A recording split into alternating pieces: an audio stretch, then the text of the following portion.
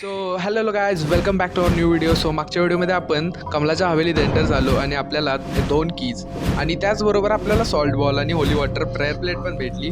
एक एक करून आपण त्या सगळ्या गोष्टी कोर्टयार्डमध्ये ठेवल्या. हे सगळं करताना आपल्याला एक सूटकेस आणि एक एलिफंटचं पझल भेटलं. मग मागच्या व्हिडिओमध्ये आपण एवढं केल्यानंतर आजचा व्हिडिओ आपण सुरू करूया. सगळे आयटम ठेवायचे आहेत आपल्याला या व्हिडिओमध्ये. 3 आयटम ठेवल्यानंतर आपल्याला एक राक्षसाचा फेस भेटला आणि तो आपण बेसमेंटमध्ये जाण्यासाठी वापरला.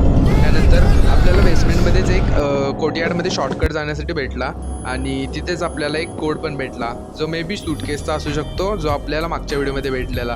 सो तो तिथून आपण बाहेर आल्यानंतर एका रूममध्ये आपल्याला एलिफंट पझलचा कोड भेटला जो होता लेफ्ट राईट अप.